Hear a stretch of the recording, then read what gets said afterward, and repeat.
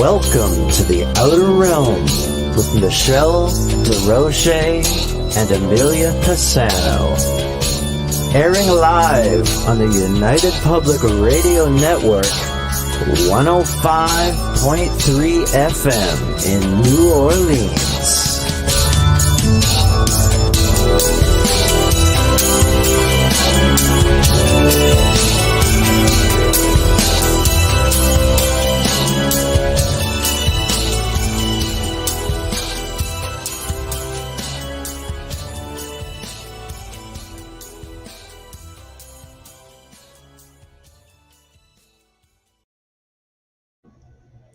Good evening, everyone. Welcome to the Wednesday night segment of The Outer Realm. We are broadcasting live here on the United Public Radio Network, 105.3 FM from the beautiful city of New Orleans. We are fully sponsored by the amazing people over at Folgers. Yeah, right there, who have been with us since day one. And we thank you, Folgers. The journey would simply not be the same without you guys. Also, big thank you to Dr. Snick, Justin Snicker, a.k.a. the Sonic Surgeon, who's an award-winning composer of Halloween, horror, sci-fi, and dark wave electronic music, which can be found on any available platform, such as Bandcamp, Spotify, iTunes, Amazon, you name it, it's there. Tonight, we're going to be, as you can see, we're going to be broadcasting with Joe Montaldo. Yes. And we're going to be talking about the congressional hearing on UFOs that went on this week. There's a little bit of change of plans for tonight, but we definitely wanted to cover this because it's going to be sort of like a prequel to what we're going to tackle on the Gray Zone this week in much more detail, because as promised in the Gray Zone, we said when this happened, we would recoup the information, we would talk about it, and we do stay true to our word. So we are going to discuss that in a whole lot of detail. Because I think we did literally like 8 segments on the preliminary stuff. We couldn't believe the amount of people. So it was really good.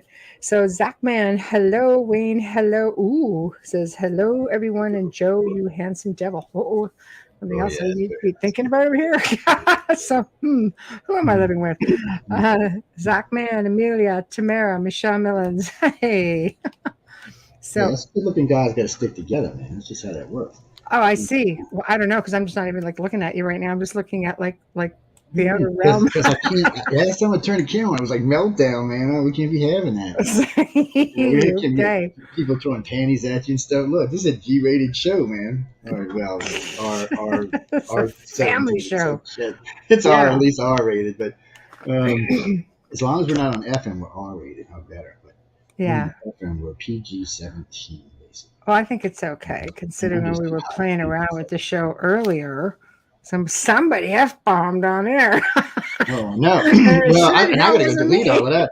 I was thinking to delete. Well, first, I'm amazed you two didn't get upset that I was playing. I'm just saying, it was not this good. It was, but I I'm the good kid between the two of us. Yeah, you believe that. I'm just more outgoing about my badness. I'm not saying that it can't be a role reversal. I'm saying on average. I'm just more outgoing about my badness. It's hard for me to keep it restrained. If I restrain it too much, I get all cranky and bitchy and moany. No, I don't believe it. Nobody wants to hear that. Nobody wants to hear that kind of stuff. I don't believe it. Especially my radio show hosts who like to make me drink, which I don't do that. But still, they like to make me drink. Yeah. We're not naming any names. It's like a Jeopardy scene or something. Yes, hold on. Okay, look, here we go again. Wait, you know what? Before we even get started, let me move this over here. So basically this past week on Tuesday, I believe, a House Intelligence Subcommittee held the very first congressional hearings on UFOs in more than 50 freaking years. That's crazy.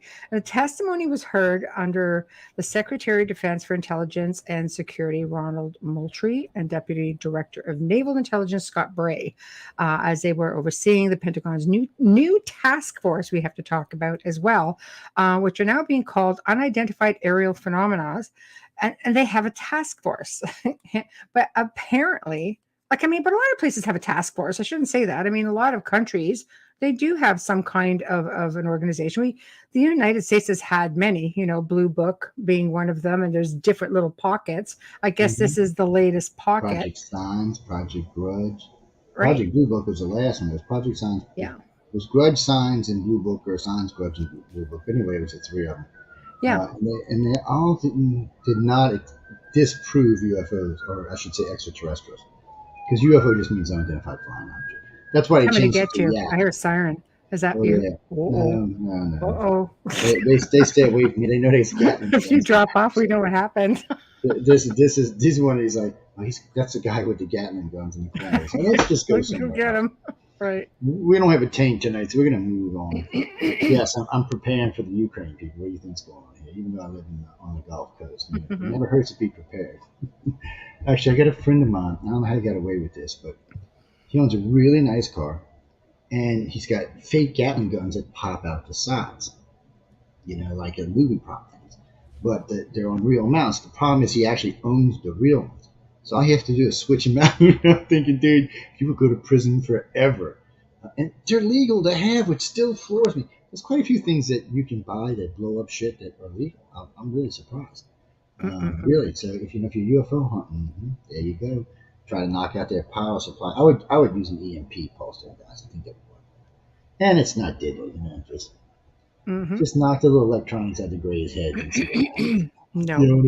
Matter of fact, when y'all do that, I want to be there. I'll charge seats and cut y'all in for a percentage because I want to see how the Grays react after you try it. Oh my God, I can already tell where this show's going today. It would be fun. Recently the Grays have been coming up a lot lately for a lot of reasons. I'm not sure why. Some groups I'm dealing with, which you know what I'm talking about, but for the rest of y'all, it's just I've been working with an organization on some maybe contact to their leader way back, God, like in 1920 or 1930 when I was a teenager. But anyway, long story short, today they're a big group of people, and they believe in they believe in ET. They're not the only religious group that believes in ET. They do or they don't. They do. They do. I'm not gonna say why or how, because as soon as I do, it'll give them away. But no, we're not even gonna start popping up religions until we get them right. Just don't worry about it. It's just one of those things. And I've been checking into them a lot because I have for some reason it's become a big interest in my life in the last few months, and I've been finding out some really interesting stuff. But because I started digging into them, I realized how many other so-called religious groups had interest in extraterrestrials or believe in ET or even believe that ET may have been the bearers of life on our planet and will later on move somewhere else. It's very interesting to find out. You'd be really surprised. Out of the 1,001 religions, there's probably 40 or 50 of them. I'm not sure who's the biggest. Raelians like to boast of the biggest, but they only have 50,000 members. I don't know if they're the biggest or not. But they got a lot of money to spend, I'll tell you that much. There's several of these organizations, these religions, that have a lot of money to spend, too. So it's been an interesting thing learning about them and what they believe, what they don't believe, what they think's coming, what they don't think's coming. It's been an interesting ride, I gotta say. And a lot of them, to be weird about this, are not that far off from each other. And some of them are more secretive about how they keep this stuff and some are not. But it's like when I met Monsignor Balducci in Washington, D.C. back in, it was 2010, I think. Maybe not. I was at the X conference doing a lecture.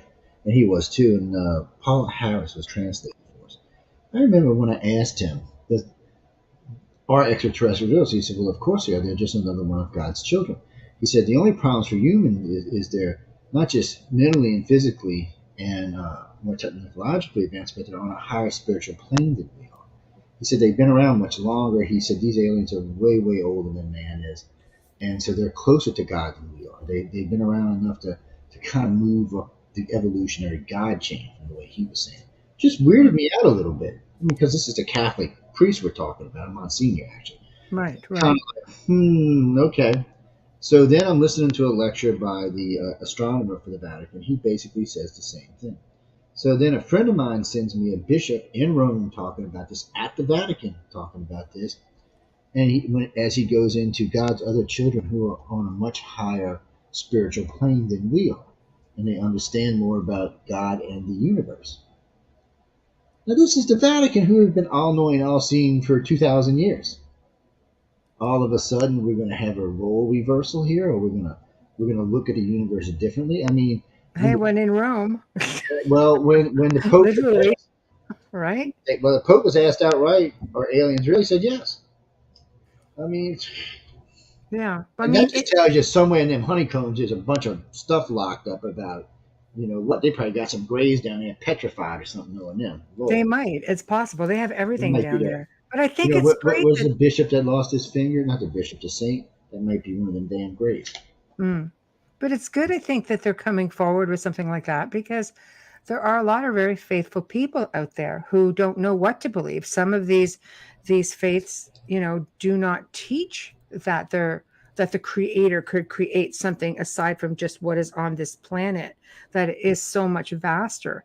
Like, if you believe that your creator created this universe and all that's in it, then you really have to consider that there is more in it, without it infringing on the belief system. So if the Vatican has found a way to come out and do this where it doesn't infringe on the belief system, then I say all the power to them if they're doing it for the right reasons. Zach says the only message I get in the congressional hearings on UFOs is we don't know what they are. We need more money to find out what they are. Yes, Well, probably. if you followed all of the news channels, because we're doing some news, we're doing a news show on the Centralist on Friday, but I know Sean said he's going to be there. Michael will probably be there. Hopefully Jay will be there. But anyway, we're going to be talking about some of this Right. in the news show. But from all the major networks except for Fox, I got, this doesn't prove extraterrestrials. Yeah, I kind of agree. It doesn't. The one friend of mine had called me today about it and sent me over some messages about one of them that was a triangle, a white triangle. I haven't seen it yet, but I'm dying to see it. So some of that could be ours, or that could be theirs. I mean, we do know that our government's been messing with the triangles for a while, and now that all of a sudden we're flying hypersonic engines all over the place, just tells you we've been having them for a long time. All of a sudden, America, we don't have no hypersonic missiles. Next thing I know, we got tests in 3 different branches of the military. And DARPA out there doing it. And that's reverse engineering. Like, it's just stuff we've already got. I'm like, we're using this for other things. Right. Probably like the RAN scoop engines, because they actually talked about that on one of them, having the RAN scoop. So this is technology we've had for a while. We just haven't decided what we were going to do with it yet. I mean, we've tried building like the Aurora craft that's been seen a couple of times flying around, but I don't think they want anything that can jump from here to Moscow in 5 minutes. I think I it do. works too much. Well, I do as a person wanting to travel. And before anybody writes it, it's more like 25 minutes, but still, it's boom boom. You go up, you come down, you're there. UFO Uber. And the RAM scoop, so a good chunk of their fuel come from the atmosphere itself. It's they're very interesting, and they've been around for a while. Just like our stealth technology. Somebody asked me the other day, stealth started or told me the other day, stealth started in like 79. I started laughing. He said, like 70. I'm like, no. And he said, what was the first stealth aircraft? I said, the first stealth aircraft I'm aware of was the SR-71 Blackbird, which I think debuted in like 50 or 51. I said, by the way, that is still the fastest plane in the world. I said, here we are 70 years later, and it's still the fastest plane in the world. Right. It is still a stealth aircraft. As far as I know, that was the first one. God knows what we've invented and came up with since then. And that's the real problem to all the UFO stuff in the United States. So in the old days, we had to contend with weather anomaly, crankers, hoaxers, freaks, and DARPA, and then working with, back then it wasn't DARPA or somebody else, but they were working on new projects, and occasionally what might be an extraterrestrial. Today is much different. Today is the world of the drone. Drones, you can use it. Drones look, oh God, they make a UFO guy's job a nightmare. Anybody can have a UFO now. And I mean, you can make that damn thing look realistic. It can go sit up there and hover and take off and then go dark, black, dark against the sky where you can't see it because there's no engine. It's all electric. They can get pretty big, can't they? Oh, drones can get huge. I mean, get as big as any aircraft we got. We're actually building drone models of the F-35s. We got a couple of drones of the F-35s. And I heard we have a couple of F-22s. They actually say the F-22 is safer to fly as a drone than it is by a thing. Because they called it the widow killer forever because it's all fly-by-wire. It's all fly-by-computer, really. I mean, basically, you're just in it. The plane's doing whatever the hell it wants, according to which way you move the stick or push the button. It's like a video game, and Wow. usually it's faster than you are. So it's dangerous weaponry. But we've got so many things flying in the sky, and we got these drone swarms now, which is probably things people were reporting back in the '90s, where these drone swarms, which run on different technology than they do today. But I remember the guy who came out with the technology. All of a sudden, he's flying 100 drones together at a time. First off, as a weapon, that is just devastating. And then some company came out last week with a bucket that can attach to a regular sized drone that can drop bombs. Oh my gosh. So that means any country like us, who's got a buttload of drones flying all over the place, China's probably there too. I mean, we just weaponized our drones beyond belief. Plus, we got all these specialty drones like the ones we just sent to Ukraine, but they look We're like getting to a UFOs point where now. you're not even going to need actual human soldiers between AI and Well, drones. we've got one that it's cruising along. It's kind of skinny looking, and it'll just be cruising, and then it has the ability to stop and hover, and then to go again. It looks like a UFO, especially if you're seeing it off a mile off or half a mile off. It kind of got a saucery look to it. It's kind of grayish, silver shimmery. It doesn't come up on radar. It's silent because again, it's electric. It's not flying on gas. Right. So It's very jet quiet. fuel. So it's much quieter. Hmm. Um, it's technology today is scary because we don't know what the hell's going on. Mm. So now it makes it that much harder to figure out who is Is there. doing what? Oops, sorry guys. Right. Who's doing what with what, and that's one of the reasons Pentagon wants us to start watching for them because they know Russia and China and other countries are developing drone technology, and we don't want to be sitting here one day and we see, oh, look at all the pretty glowing balloons, and then all of a sudden 5,000 bombs drop out of the sky from 5,000 drones from China. Hmm. We don't, and they're so small. Unless they're in a big pack, you're probably not even going to notice them. Hmm. So Hmm. this is this. So how do you know if it's an actually alien craft? So the aliens must love this. We've actually made it that much harder now to figure out what's real and what's not. And you can't even say some of these pilots who have seen weird stuff weren't drones being tested by other countries. So do you think this is what they want, perhaps? Like, I'm going to play devil's advocate here.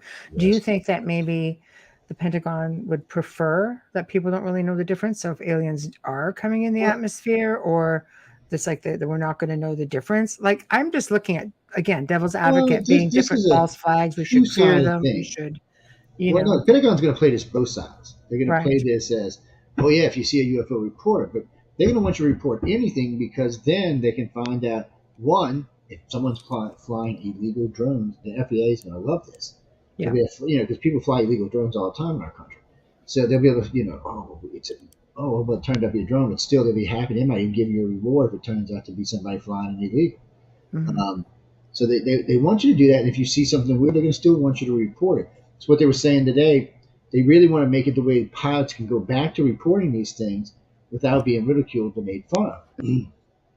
And That's a big one, it right? is because in the old days you could report them. Today they took the Foo Fighters very serious, which nobody still today can't figure out what the hell Foo Fighters were, which was, oh man, what is that, 60, 70, 80 years ago?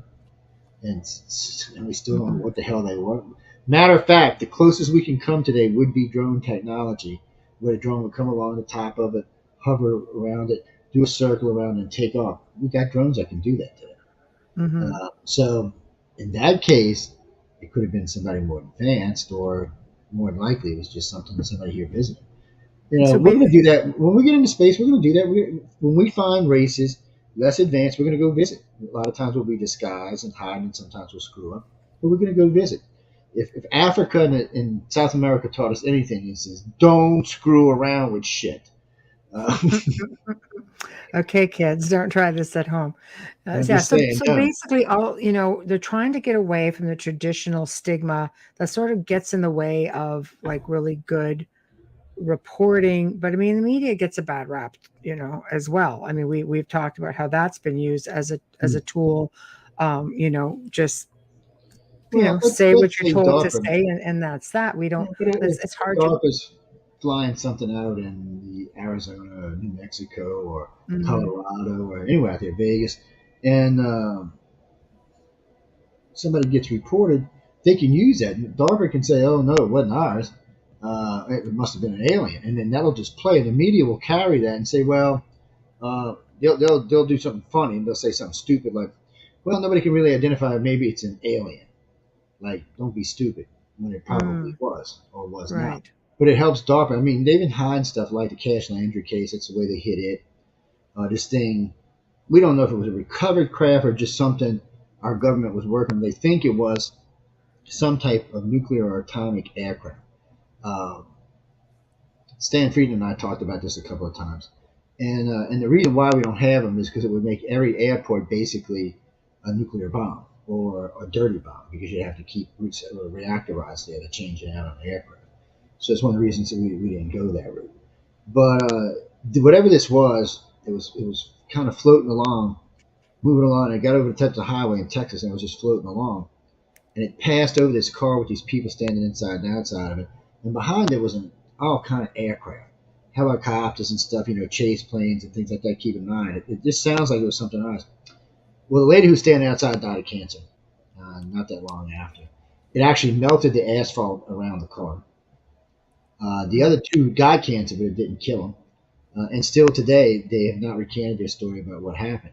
So even though it sounded a lot like an alien craft, it's definitely a UFO. It's unidentified flying object. But was it alien? No, it sounded like it was something we were doing that got out of control, which happens sometimes. I mean, it was in the middle of nowhere, Texas. So they weren't trying to hurt anybody. It was just, they were just on this lonely road cruising on. And I can understand that. A lot of times I'm out on lonely highways in the middle of nowhere cruising around looking for stuff. And shit like that just happens because you're in the right place at the wrong time, or the wrong place at the right time, however you want to look at it. But in their case, it was definitely the wrong place at the wrong time. It's a case that's still prominent today, but it's a proof case that the military uses UFOs as a way to hide stuff, or to say, oh, well, that's not ours. Even though I think they ended up having to pay out in this particular case. So they're playing both sides of the fence, essentially. Okay. Why not? It's your fence. Why not play both sides of it? Wow. I don't know. It's really, again, it's really difficult. To me, it comes back down to the false flag thing. It's easier to give a false flag if your own people are up there creating the havoc because you're playing both sides. Therefore, people are liable to think, well, all of this is happening. You've got these UFOs that are causing issues, that are swarming the aircraft carriers, that are harassing the pilots. But are they extraterrestrial crafts, or is this just a show we're putting on, getting a bit of video footage? Because let's face it, the military and the war machine, as I call it, it's big business. Right, we all know this. It's not a secret. So come on, so far, what, $40 billion to the Ukraine so far? That's big business. Big business. So again, I'm just playing devil's advocate here, but isn't that a really good way to create a false flag and instill fear that people should fear, extraterrestrials, and that this is a viable, we have to protect ourselves from this, right? See, unfortunately, you can't really make people fear extraterrestrials because they've already been working against that. And the main reason why is we're like cows, okay? Most of the time, docile. No, we are. The human race is like cattle. We're docile most of the time. We're walking around, grazing our little grass, minding our little business. You scare us or piss us off, we stampede, and then we become a dangerous mass that wipes out everything. Then we're a herd of cows. So aliens really don't want that particular design, and neither does the military, for that matter. Right. This is, you don't want like half of Arizona losing their mind, stampeding around, and 500,000 people get killed because people are running over each other. Right. It's so scaring the population that way doesn't work. Now, breaking us in and helping us understand will make us want to explore space, like the doorway on Mars. To me, that doorway is much more interesting than anything that was said on the Pentagon thing today. And I listened to it. I mean, it wasn't bad, but I agree with most of the assessments. It doesn't prove extraterrestrial; it just proves weird anomalies that could be extraterrestrial, could be something else, could be some kind of drone, could be something flying around that don't belong there. So, but this doorway thing, somebody said, well, it's only 3 feet. Well, 3 feet, still 3 feet, and it's still got 45-degree corners. It's got a flat wall coming off the 45-degree corner with a capstone. I'm like, Now, I've actually seen designs like this in Egypt. That's right. That's right. It's So, definitely it's intentionally created. It's and not there's like other, if you a go in natural formation, is some what of you're the saying. Druids, some of the Viking stuff, yeah, there's no way it's natural. They can try to say it is all day long. And Yeah. somebody said, well, look from a different angle. I said, yeah, if you get the right angle where you can't see the corners no more, I bet you doesn't look like that. But as long as you can see the two corners and the inches going down the side, look, smooth walls, no, not like that. Mhm. Breakoffs, yeah, not smooth wall. This looks like it had maybe like a limestone coating on it or something. It looks Right. like that all the way out. And it's more than that. When you look, you follow the 45 down, there's actually a bevel angle that comes down and turns and comes out like this. Well, I'm sorry, it goes like this. Uh, I don't know. Doesn't look like it's natural. I hate to get into Mars because the face, people are like, well, remember the face, remember the face. I said, well, the face never convinced me that it was a face. I said, That's I said, pareidolia too. There's a lot Pareidolia of is a sneaky pareidolia. bitch, Yeah. and you need to get Right. multiple shots. This is different. I've seen this from 3 shots now. One of it, it looks like nothing. Two, it looks like somebody built it. Hmm. So 2 out of 3, it looks like somebody built it. But and people always want to go to the face, but there's much better things on Mars than the face. There's those weird tube things. There is at least 4 pyramids that are definitely pyramids of some kind. They're 5-sided, but they're definitely some type of pyramid. They're even equidistal sides all the way around from top to bottom and across each side. That Mother Nature don't do stuff like that. Sorry, Mm. guys, it just doesn't happen naturally. That's why NASA never wants to talk about the Sedona region because when you take an aerial shot, it looks like an aerial shot over Rome or Egypt or South America of somebody's ruins. That's what it Right. looks like. Right. If you've seen this, if somebody told you this shot was taken on Earth somewhere, you'd have no problem knowing they were ruins. Everybody would agree they were ruins, but because of the fact that they were taken on Mars, we don't want to talk about that. But that goes right back to the desensitization program. So when you and I were just knee high to a cricket, um, Mm. actually before that, really, when Disney was about knee high to a cricket, they decided that okay, we're going to introduce extraterrestrials to the world now in a big way. Because remember, we had Jules Verne's and a couple of others who were already writing stuff like this in the 1800s. We also had Frankenstein and things like this, but this was much different. This was intentional to get people used to seeing aliens, and not just one alien, but a variety of different types of aliens. This was a twofold reason. One, when you can look at everything differently and not hate, it helps to actually work out things like prejudice and things like that. It actually helps with that, but it also desensitizes your mind to the fact that it's something weird and it's extraterrestrials from another world. Hmm. Eventually, your mind gets okay. Yeah, well, it's another alien movie. It's another this. Now here we are. Fast forward all these years to 2022. We got Avatar. We've got Star Wars. We've got Star Trek. Almost all the major blockbuster movies are science fiction and they're dealing with space. Now, not all of them, people don't get crazy. There are movies like Titanic and stuff like that. There are love stories out there and a few other kind of movies that have done big. But when it comes right to look at Avatar, the biggest money making It movie in all was. time. I can't So tell you how many times I saw that movie. my son was telling me I'm a today big geek. they Yeah. put the trailer up. The trailer's been watched more than all of Star Wars and Star Trek trailers combined. Yeah. I mean, it's ridiculous. So, and we're getting used to these weird aliens, these weird worlds, these weird planets. We're getting used to thinking in different ways and not in a straight human kind of God kind of way.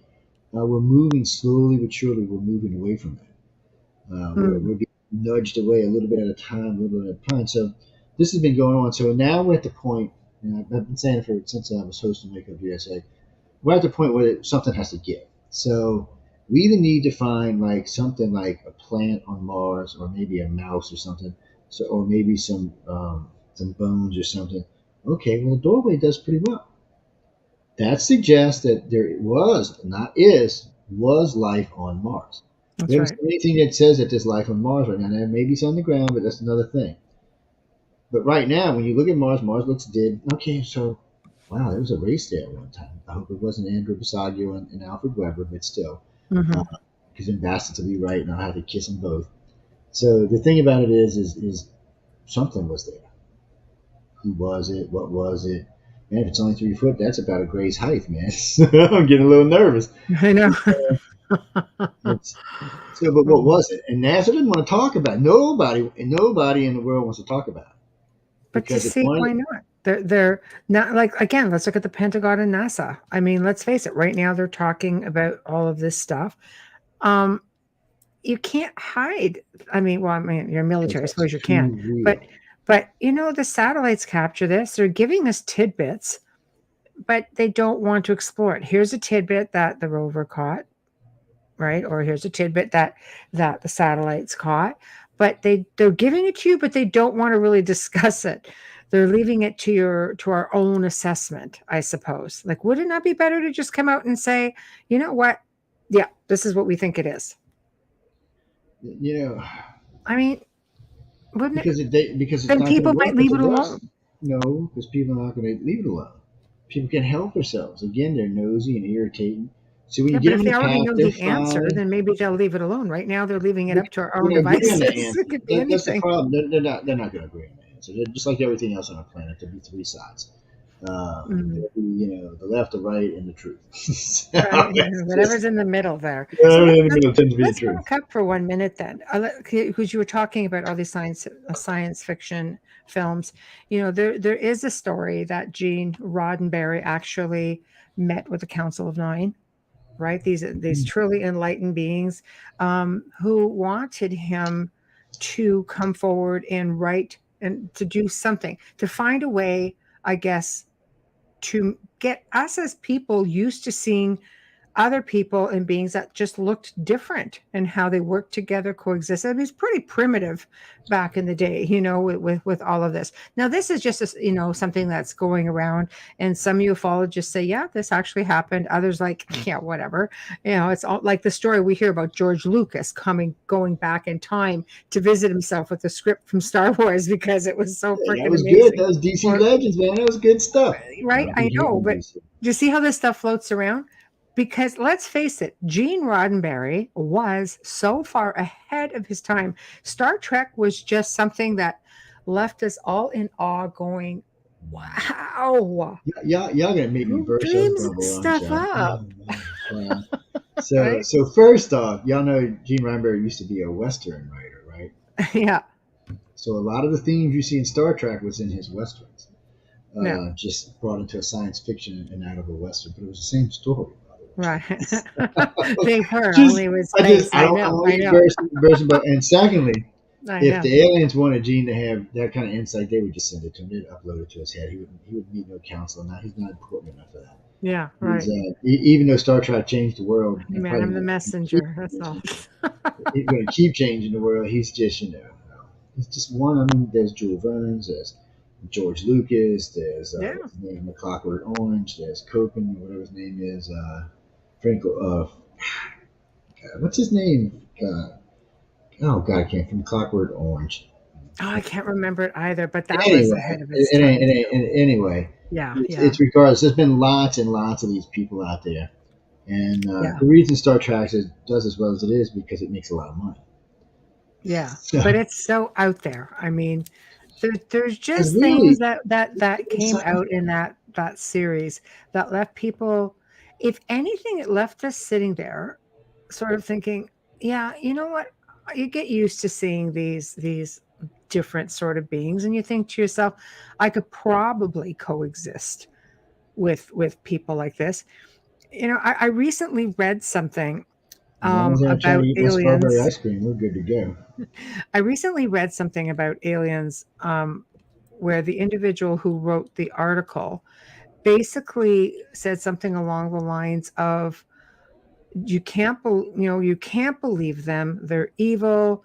They create hybrids because they can't exist for themselves. This planet is about humans and our evolution. It shouldn't be, we shouldn't be tolerating hybrids. We shouldn't be tolerating these ETs coming on. And I think to myself, why the division? Like, why not? Are we all, stuff that you've talked about on the show before? We pretty much probably are all hybrids in one form or another.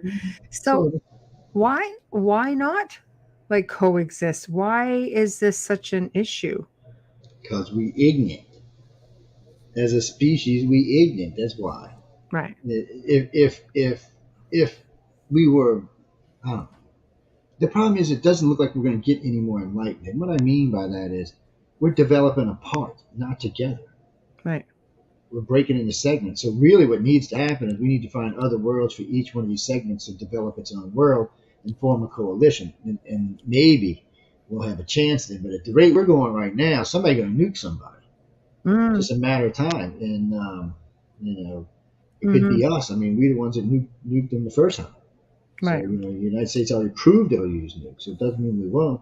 China might have to use them. Russia wants to use them, but Russia don't want to get wiped off the face of the planet. And neither do we, for that matter. Right. All Americans will move to Canada, and then they'll be outnumbered like 5-1. Rough, man. Especially them crazy Americans. The Yankees are crazy. So do you think this new task force is a way of just integrating us all? Because now they're saying if you see something, you absolutely need to report it. So do you think that they just want a mass report of whatever they see? Does it matter what it is? They want to know. They want to know what it is that they don't know what it is. So yeah, a lot of this stuff they understand what it is. A lot of what was shown today or yesterday was stuff they really have a good idea of what it is, or they wouldn't show it. Remember, that's why they're having a secret meeting.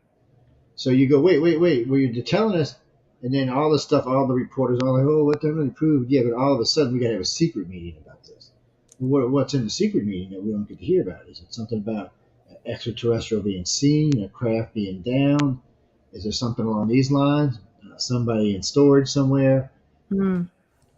It's obviously something they don't want us to know. And why don't they want us to know? Is it going to scare us? Because if it's an alien or a secret weapon that our enemies have, it could scare us, cause a panic. So is that what it is? Is it they can't control the information? Are they told not to put it out there? So by reporting it, they're essentially controlling the information.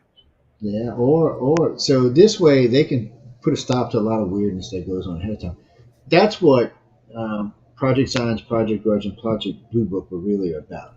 They were about taking calls and disproving. And that's what this is going to be about. This is going to be about people going to call in and they go, oh no, it was a drone. Oh no, it was the Goodyear blimp. Oh no, it was this, that, or the other damn thing. There's going to be a lot of that. And a lot of it's going to be true, but a lot of it's not. You're going to hear a lot of, oh, it was Venus, it was Venus, it was Venus. I would figure by 2022, most people would know what freaking Venus looks like, but maybe not. We all been living inside a lot lately, so people, go look up in the sky and find out what Venus is before you go reporting it, okay? Because it does look like a UFO a lot of times. Right. Yeah, it's pretty bright. Yeah. So, or the space station, same idea. Yeah, there's a lot of weird stuff in the skies and lots of satellites now, all over the place. I know, even more now. Elon Musk just put up another 53. His goal is to get like 10,000 up there. He's going to make it to where Russia or China gives us any trouble. He's just going to swarm their satellites and destroy them, which he can do with these. We found out recently he can do this with these little satellites. He can ram them right in and destroy them. I'm wondering if the little dude didn't put a charge on them. That's sort of frightening when you're thinking of a person that's got that kind of control. Now, I mean, he got worried because America wasn't doing nothing about it, so he decided, you know what, I'm a private citizen. I can put as many satellites up there as I want. I'm doing good. I'm giving everybody internet in places they couldn't get it before. Right. So nobody can really complain about it. And now the government might even pay for half of it. That wizard.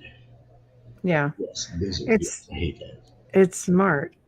And when you get into the whole satellite thing and you're getting into artificial intelligence, what are your thoughts on, and I'm going to say theory because I don't know, I just read a lot, this computer artificial intelligence that connects to all these satellites that's believed to be in Antarctica named Baby? I don't know. I know. Yeah. It feels like the Matrix. Just saying, it connects to 5G. Sometimes and all it does of feel like the Matrix satellites. when you get one of them weird deja vu moments, which I don't get as many as I used to when I was young. Maybe I don't pay as much attention to it. Yeah, that's a good thing. But if it connects to everything, what are we all worried about? It can operate anything, could take over anything. You see, I think thanks to some 70s and 80s computer takeover movies that there's still a lot of autonomous control in between.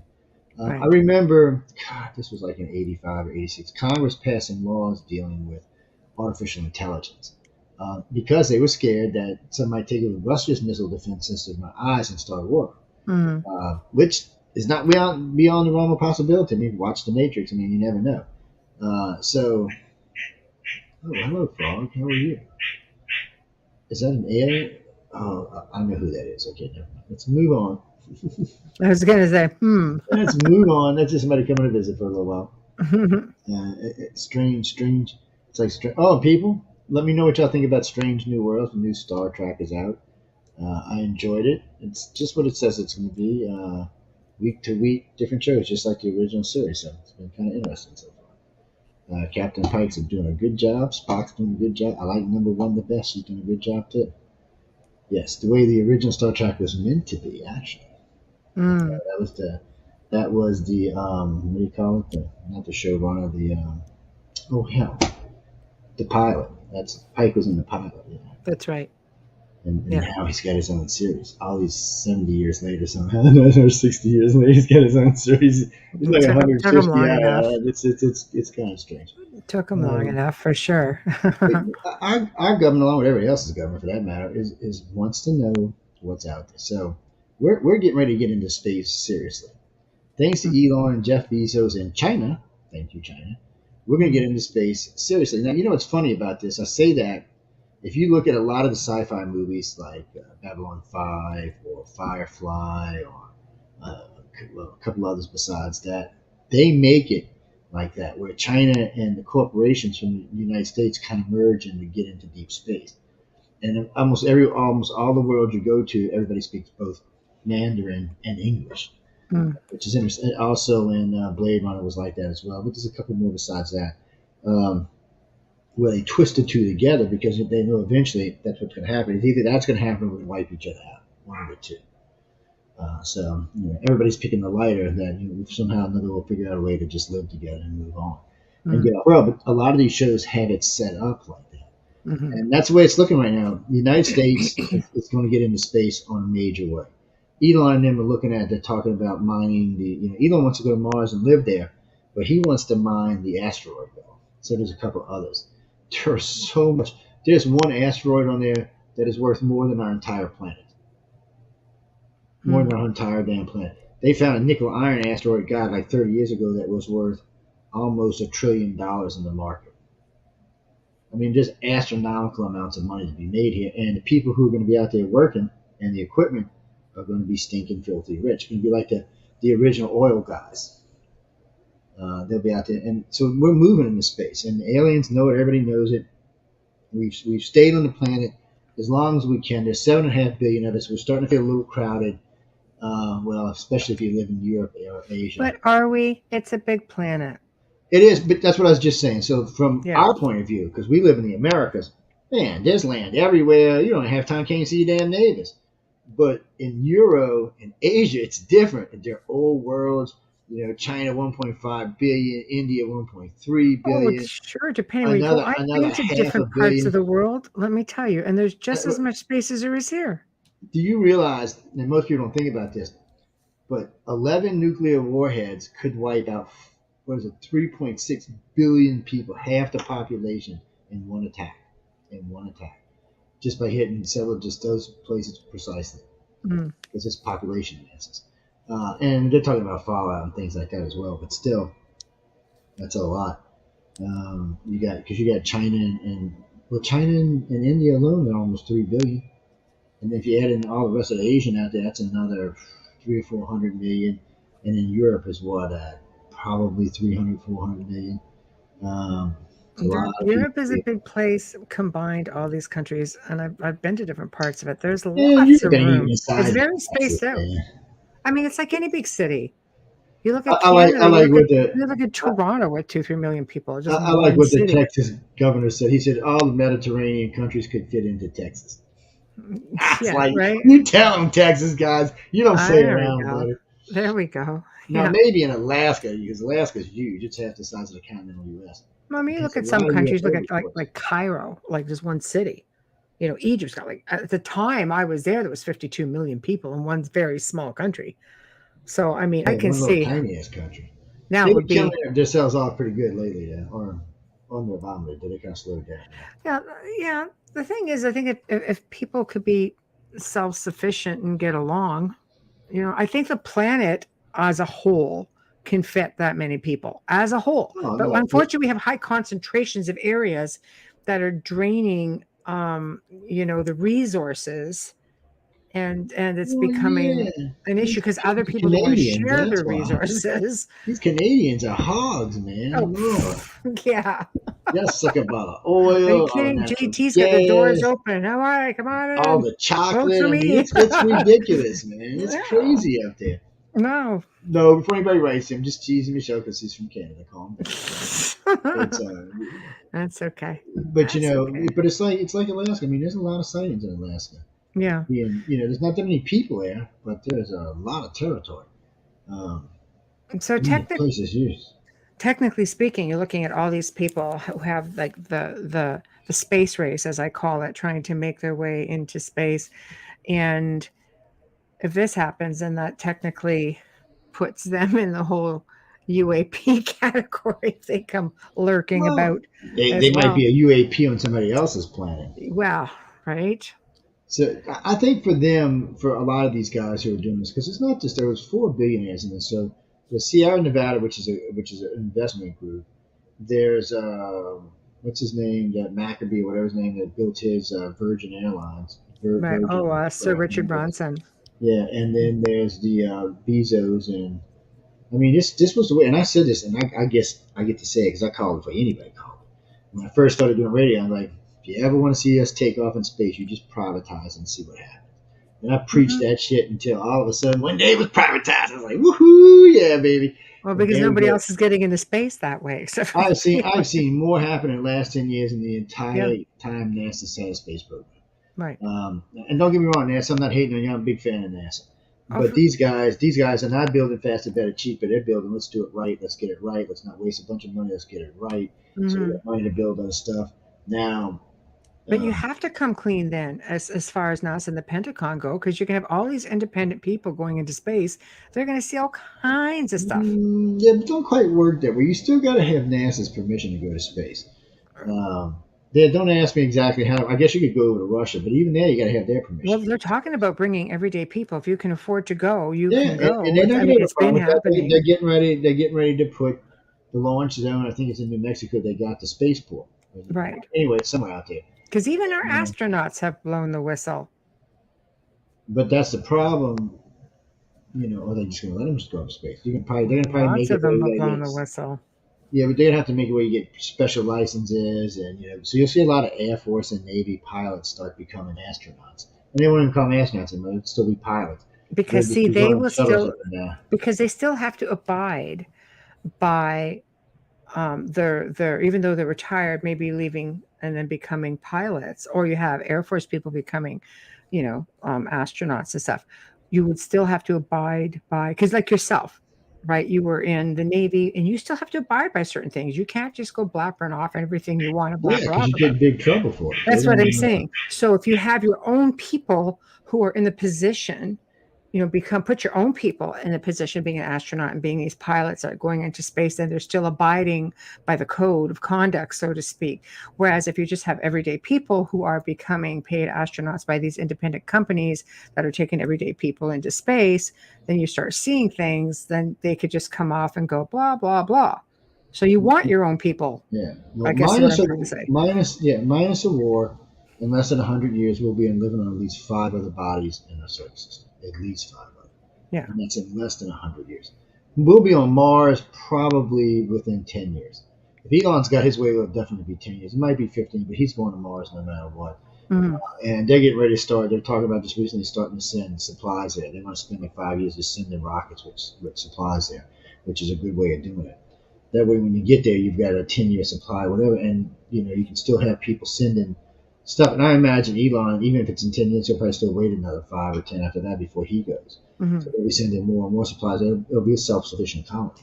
Right. Eventually, they'll bring bacteria and put it into the soil. They might find it underground. Regardless, they'll be able to grow things, and they'll get smart. They'll put a lot of their colonies inside of mountains or like Olympus Mons, somewhere where the radiation is going to be far less and it'll be easy to pressurize and start living there. I mean, the only downside to living on Mars for humans is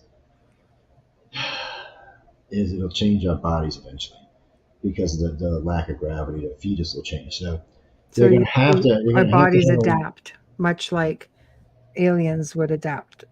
Yeah, that's what would happen. But they have a plan. So the main habitat will be on a 1G. It'll be in a little thing that spins at 1G. And that way, anytime you're at home, asleep, or anytime in the main habitat, you'll always have a 1G environment. So that way, if you're pregnant or something like that, the baby will still, do normal and will grow up normal. But if you don't have that, they've already showed what happens to chickens. They end up with no legs because they don't need them in space when they're hatched.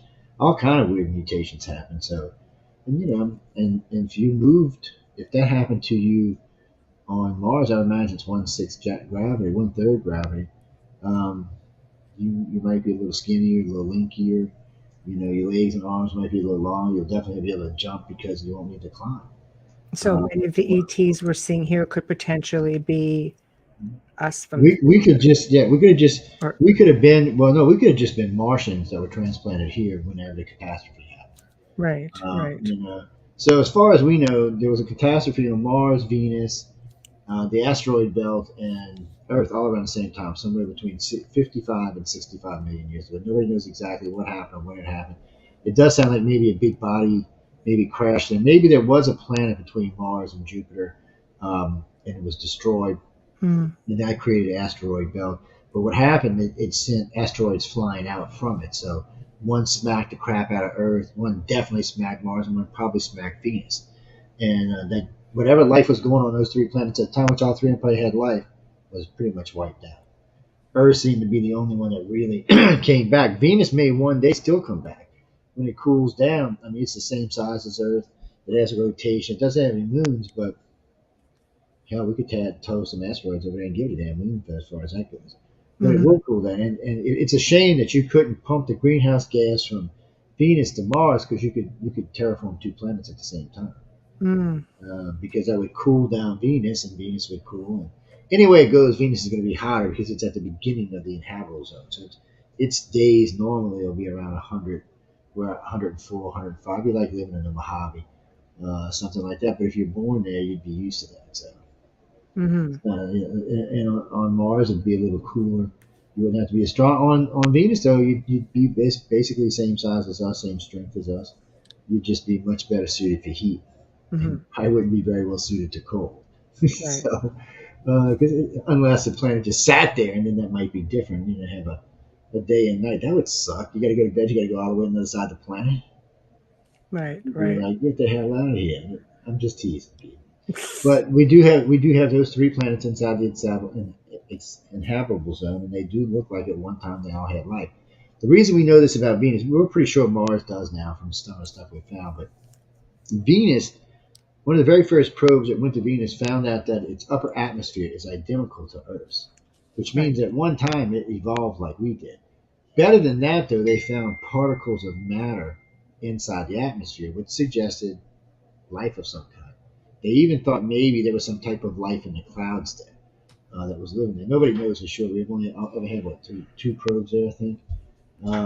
These are all interesting things, but right now Venus is 800 degrees. We don't want to go there. I guess we could take Pluto and take an ice shelf off and float it over Venus and cool it off. We don't have this kind of technology yet. This isn't Star Trek era. If you think about how much money is going into space exploration and contact and flight and everything that's involved with it, even the space station, I mean, everything. Getting to space, big business, very expensive. We talk about how life here on the planet, it isn't sustainable. Like we just don't have enough space. We don't have enough resources, but we haven't really explored our planet. We really haven't. We've explored some parts of the planet, but would we not be better off? Wouldn't it be less expensive to do just that and explore our own planet and make it more viable for everybody? We've kind of mapped the whole planet now. And deep sea exploration. There's still chunks of the deep sea that hasn't been explored. There's still some deep parts of the Amazon that you could probably say we're still in. But there may be a couple of places deep in Africa that somebody's been there, but not anytime recently. So it's there's still these places, but they're not places that you want to live, or I want to live, or any other civilized Do person you want wants to go to live live. on Mars, Joe? Is that what it is? Oh shit! I'd move to Mars tomorrow. Really? Oh hell yeah! Because your view is much more unobstructed there. So if you were looking for like objects in space Mm-hmm. or other inhabited worlds, your view from there would be much better than it is from here. Mm-hmm. And there won't be no pollution in the atmosphere. There will be a very thin little atmosphere to look through. Yes, unobstructed views, naked views of the skies, people. I know kinky astronomy going on there. It's there's a lot of big pluses to Mars. Mm-hmm. One, for someone my age, if I moved there, would probably add 15 or 20 years to my life. Mm-hmm. Because all my, gravity is one of the things that's killing us. Pushing down on your body, pulling on your body, pulling on your heart, pulling on every organ you have in your body. Well, that would stop on Mars. Mm-hmm. Your heart wouldn't have to work as hard, not near as hard. Everything would be easier. You're actually automatically stronger there because it's only 1/3 G. Mm-hmm. So you're 2/3 stronger than you are here. It's a bad way of doing it, but still. You can jump instead of having stairs. You would just jump from the first floor to the second floor. Mm-hmm. Just kind of whoop and get up on your stairs. You wouldn't need stairs. Or you'd have a pull one, but maybe two pulls and just pull yourself up and you'd be up there. So it's it would be a little bit different. The only real downsides to Mars is there's no, the sucky part is there's no atmosphere, but that's not what bothers me. There's no pressure is because you have to wear a suit. If they had pressure on Mars and all you have to wear is a mask for your oxygen, you could run around like it's normal. Mm-hmm. They can do that just by doing greenhouse effect. Humans have learned how to do greenhouse very well now, so we can apply what we've learned to Mars. All we'd have to do is send over 5 or 6 or 7 big carbon chewing machines, or build them there for that matter. All they would do is scoop up dirt and burn it, basically.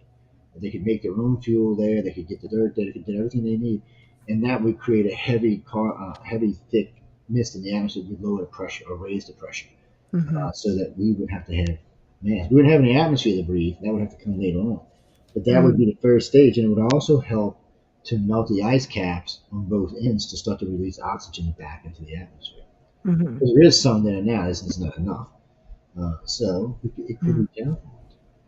It's not quite that easy, ladies and gentlemen, but it could be terrifying. Mm-hmm. Yes.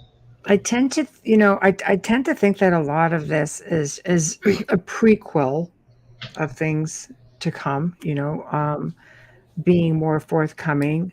You look at Moultrie basically saying, okay, you have our commitment. We're going to work closely with the Director of National Intelligence, make sure we give you whatever information we can, unless the information, of course, shows that there is a risk to the American people. Because this, just for those who aren't realizing, maybe from other parts of the world, we're talking about the the U.S. congressional meeting here. This isn't like a worldwide thing, just to be clear.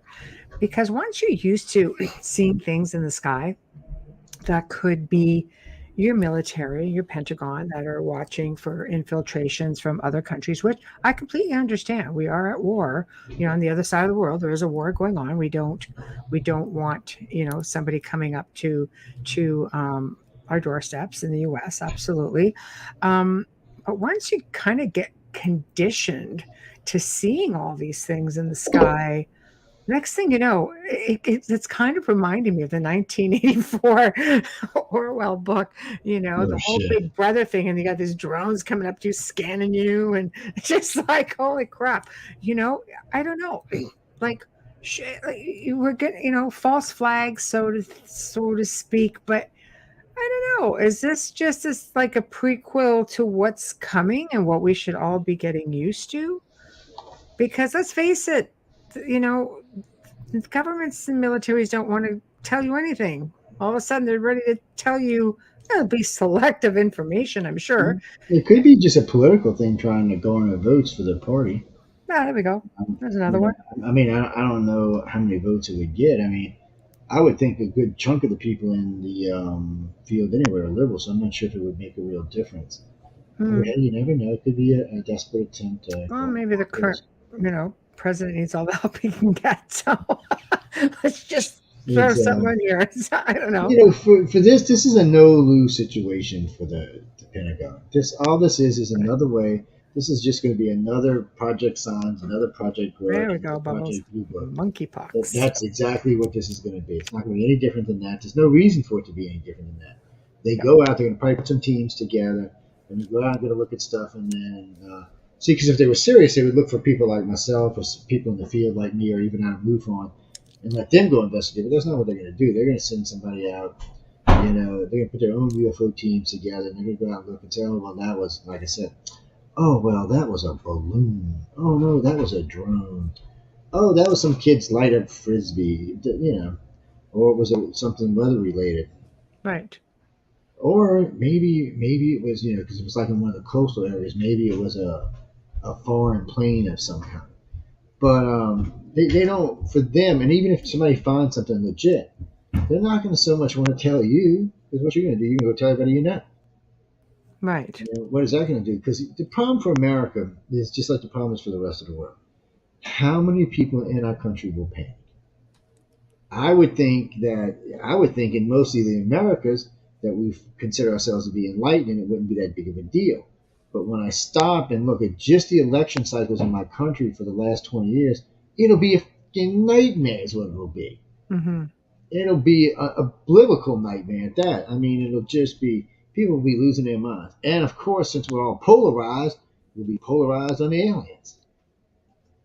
Well, yeah. I mean, even the Vatican has talked about putting a religious team together to work with, the Catholics, let's say. I mean, religions are gearing up to get their people ready and give them counseling, from a spiritual standpoint, if that happens. So, there are precautions, I guess, considerations being put in place for this sort of thing. And if you're thinking, is it, like a voting thing? Is it, that could very well be. It's a big one if it is. But I'm thinking, would people care? I don't know. You and I in the gray zone have talked about, military abductions. We've talked about abductions and all kinds of things. There's all kinds of stuff out there that's been going on for many, many decades. This is just maybe another level. I mean, nobody's going to come clean. Any way you look at it, military is never going to come up and say, "Yep, we did it," But and the aliens aren't going to come up and say, "Yep, we did it." I'm actually hoping we don't have to wait for any of them. I'm hoping as privatized if we get into space, one of these people will find something, or we'll run into something, or we'll find something on an asteroid. Yeah. Because everybody always says, "Oh well, the asteroid belt was a planet that didn't form," but recently they found some materials that can really only be formed under a very heavy mass, like a planet forming. So they may have been wrong. It may have been a planet. I mean, they do estimate about 5 times the size of Earth. Right. Of course, the Nerubians would love it. That would be Neru, but of course, that wouldn't be every 3,600 years. It'd just be orbiting like everybody else did. But whatever it is, the asteroid belt is full of minerals. It would make countries like China and even America, or any country that could get there, it would make them mineral rich and mineral independent. And we will probably find new stuff for the periodic table there as well. So this is a gold mine or a platinum mine, or whatever you want to call it, a lithium mine, all combined for everybody who can get there. And that's where we're headed. We're headed there. We don't know what we're going to find on Mars. If Mars was an inhabited planet at one time, they may not have as many minerals. But if they were just a developed planet, they may have gold there. They may have diamonds. Look at Olympus Mons. Do you realize there can be diamonds in there the size of Volkswagens because it's so big? And we know there's going to be diamonds there because it's a volcano, and we know how diamonds are formed. So there's going to be some there somewhere, or along with the chain. So, do you know how much a Martian diamond will be worth on Earth? I mean, really, this thing came from Mars. You don't even know what kind of weird color it's going to have. Well, you might want to go to Mars because the way things are going with this whole, now we have a task force and now we're concerned and all these drones.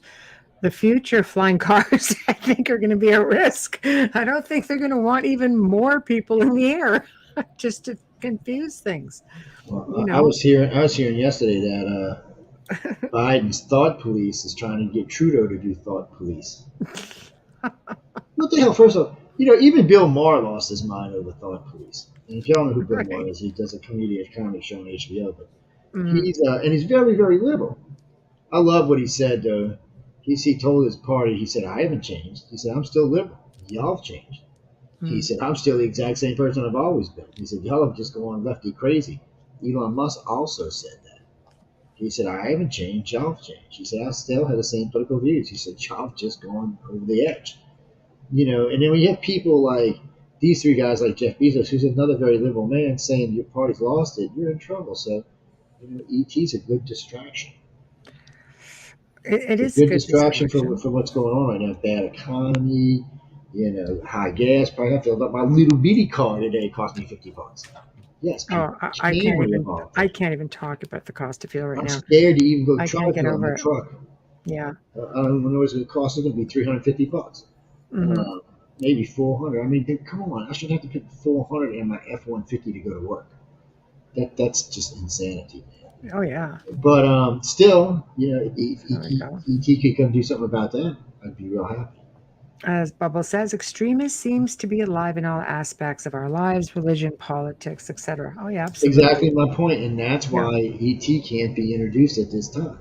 Yeah. Because we're going to polarize ET. We're just going to take sides and say ET's here for that, and ET's this, and ET's not even going to get a chance to say anything before we're trying to blow them off the planet because we don't know what the hell they're here for. I don't personally understand why humans are the way we are, why we can be so brilliant independently and so stupid as a group. And why do we follow things like the news medias and stuff like that? Why don't we make our own decisions? I don't even know what to think about that. But if you want to be an advanced extraterrestrial race, I would imagine that is a precursor. Knowing, what to do, what's the right thing to do, and doing it. And at this point in our society, I can't say that's where we are. I mean, if tomorrow someone was to say, hey, we've got a live alien, I think half of America would freak out. I think half of half of South America would freak out. I think half of Canada would freak out. I think half of Europe would freak out. I think 3/4 of India and China would freak out. Almost all of Russia would freak out. A good chunk of the rest of the Asian world would freak out. Even Australia would probably freak out. And I mean half, and even the half that didn't freak out in Europe and the United States and in America, still they're going to be uneasy because all of a sudden there's extraterrestrials. Just another variable in our already insane lives. It seems to go like you have two groups. You have the people who feel really moved, like they have like these big spiritual, like, oh my gosh, when they see a UFO, they're just like in awe. And then if you go by a lot of the videos that we have shared on the Gray Zone, you have people absolute mass hysteria. Then you have the ones in between who are like indifferent. They believe or they don't believe. You know what I mean? They're just completely indifferent. So you have the real, oh my God, you have the freaking mass hysterics, and then you've got that, yeah, whatever. Well, I don't know. I just don't feel comfortable with the world knowing about ET at the moment. Right. I think it would be almost as bad as telling an asteroid's about to kill us. I don't think. I mean, there'd be people out there with signs and people wanting to shoot the ETs and then wanting to shoot the people who back the ETs. It's all extreme, though. All of it. Well, I don't know when we got like that. It wasn't like that when I was young. It wasn't even like that when I was in my 20s and 30s. This is something this started, the polarization of this country, and I can't speak for everybody else, started just right around the end of Bush and the beginning of Obama. And I'm not even saying they caused it. It just seemed to be that's when it started. Well, I mean, how many times have we talked about ancient cultures who were completely at ease with they call them, they're friends from the stars. I mean, you go back to Gnostic times, they talked about this. You go back to all these different cultures and you look at all the petroglyphs that are out there. You look at, there's so much information. I mean, technically there's information in the Bible if you really want to get technical. Oh, there's a little girl. That's my gray. Yeah, it's not Blackie. Yeah, she's an alien. She's like, I don't think I like this. Say hi, I'm a hatchling. Lola. So so somebody wants her. She don't want to go to her mom. And they're like, no, I'm safe. So, I mean, this was all something that was normal at one time, like for many ancient cultures, for pre-Ice Age, post-Ice Age, and somewhere along the lines, it became not acceptable. Then it became you have to fear it.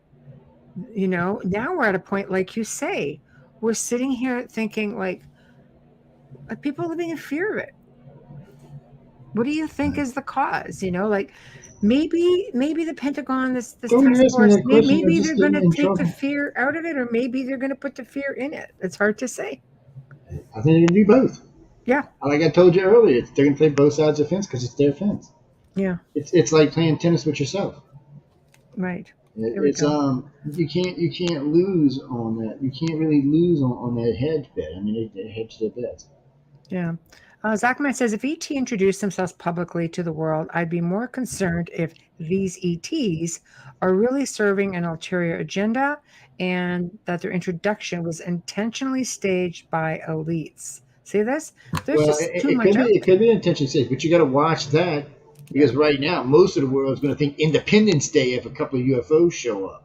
So that's the problem here. We've spun ourselves into a corner as humans. We have to kind of chill out. The elites would love to try to do a false flag event, but they're scared of the repercussions. Because you got to remember, they don't really control the full military, and if people were to freak out, they would have a hard time getting them back in control, especially if it wasn't just here, if it was a Mm, worldwide event. We already seen what COVID did, and that's what most of the world are trying to behave themselves. And mm, still, a third of them freaked out. Uh, mm. this Well, is one of these things. It's unfortunate, but but there's as a society, we're just not ready. I want us to be ready. And let me tell you what: when I was 20, I would have argued my ass off until I fell off the couch that we were ready. But at 60, 59, no, we're not ready, guys. I'm sorry. mm. We just. I want us to be because I was hoping Well, we'd be in my lifetime, but but you got this whole it's getting worse. I tell you. CE5 movement happening. There are a lot of people who I think are ready. The problem is, I What do you think the think, percentage is? 3%, yeah, 5%?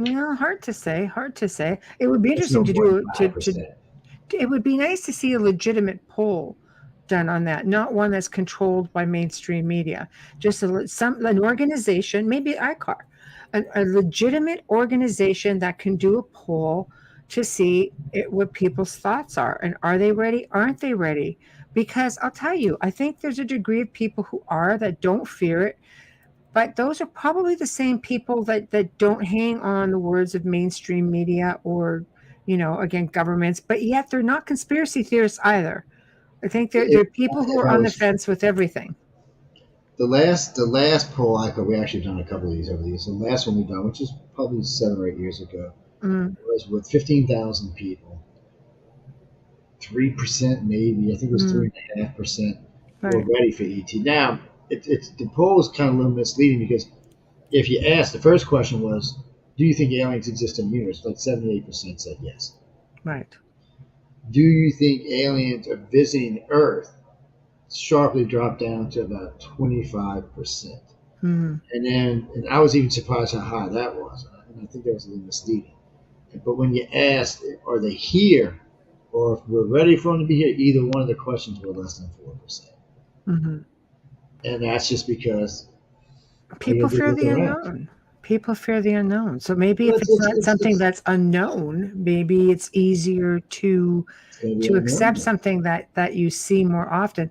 Like, see, that's another thing. If people start seeing even military reverse engineered crafts in the atmosphere and all these drones and things like that, So they may become I got so a question. conditioned to seeing them that they may not be bothered by them after a while. I got a question for you. No, it's not a racial question. It is a question. So, how long did you think it took the Europeans to get used to the first black man they seen walking around Europe? And we're talking back in Roman and Greek times because this is how far back this goes. How long did you think it took them to get used to it? Because remember, they're still racist even today there. Oh So, no, it's true. It's a loaded question. It's so almost like saying, did the Aztecs, Mayans, and the Incas ever accept the Spanish coming in and no, and they totally? never did. That's the thing. No, of And, and, course not. and But it was so mass genocide too, though, right? it Like, was. It was. So the problem yeah, here is if we haven't even been able to reconcile amongst ourselves, and we want to add an alien race, now that would help. One thing, it would mm, help us reconcile amongst ourselves a lot faster. Because right, just like wars do in America, America can be all kind of a crazy ass country. We get into a war, all of a sudden we one big happy family. We just everybody starts working together. We become one big family because we don't want to get killed or get taken over. We don't want our women getting raped and stuff. So we become one massive killing machine. I hate saying it that way, but it's true. Well, then you become more like a human race, people like earthlings, because now it's humanity against. Is what you're saying. But it's going to take us time, and there's going to be, unfortunately, racism towards aliens. And then some people are going to think they're better than us. Some people are going to think they're beneath us. A lot of people are going to think they're like demons sent from hell that are tricking us. That's like a third of the population: Muslims, Jews, and Christians will be saying that one. They were demons sent from the underworld. So I'm going to do a quick station ID because my boss is a hard ass, so I have to say it. Yeah, she is that alien. And then I'm going to have a question for you. So for those just tuning in, you're listening to The Outer Realm with myself, Michelle Drochet, and Amelia Pisano, who is in chat tonight. And our special guest is, of course, our dear friend and producer and owner of United Public Radio Network, Joe Montaldo.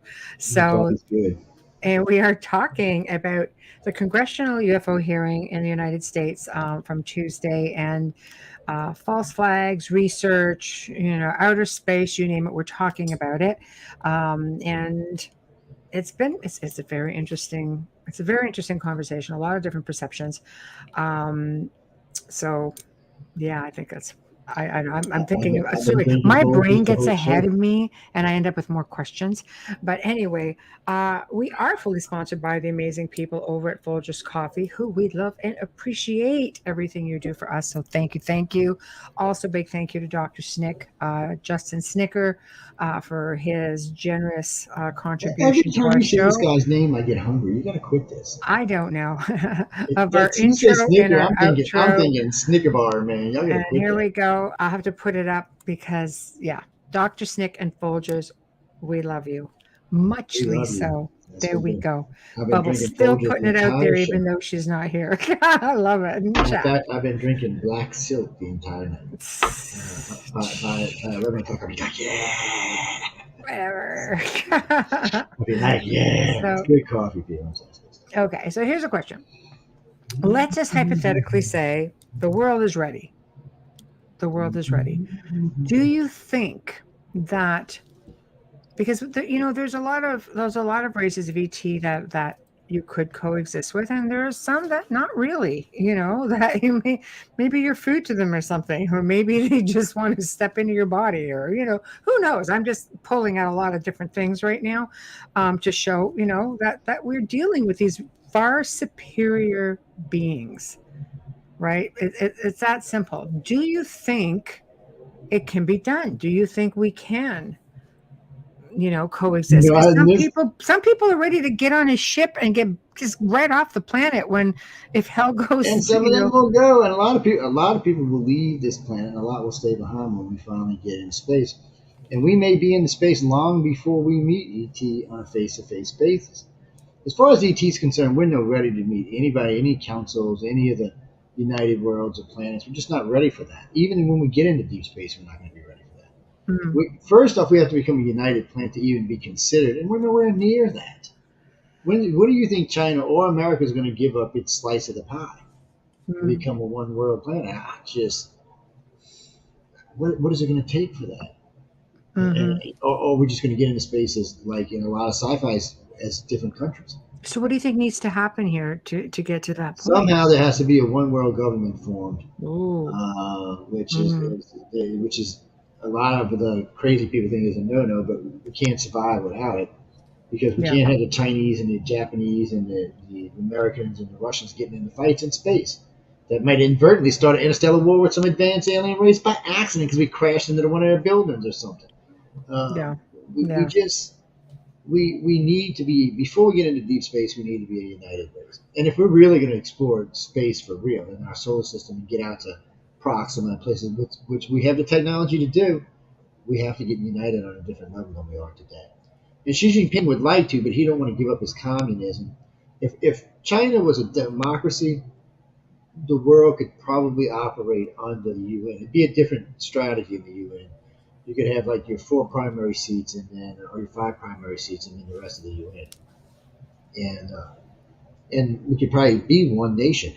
We could turn over the military to the United Nations itself, because there'd be no if nobody was fighting, there'd be no need for a military other than for police keeping or for an invasion or some shit. But there would be no real. It would be these police. So I I mean, think it's combined all financial doable. resources could Lots of really, research. And it's more yeah. than that. Think if all the scientists in the world were working together. So all Mm-hmm. the cancer researchers were working with each other. Mm-hmm. Things would happen a lot faster. You know, but we're not there yet, and I Mm-hmm. don't see it not anytime soon. These leaders are going to be like this for another 20 or 30 years, and whoever steps in is going to be real close. I mean, we're talking 500 years in the future. Mm-hmm. There may be a change, and that's when we either get to a point where the planet's a catastrophe and we have to work it out and be together, or one of us just finally invents a weapon that can take the rest out. Mm-hmm.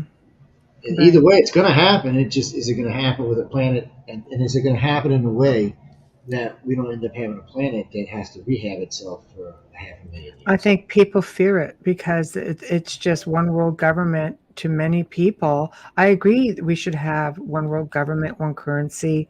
It would probably be helpful because right now you have a lot of countries that are suffering and others that are thriving just because of currency.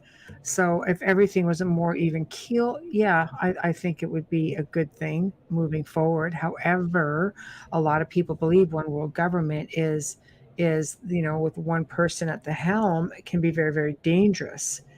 We've been misled as to what one world government actually is and Well, how one it world government in operates. this case would be each country would be still in charge of itself. It just wouldn't have military anymore.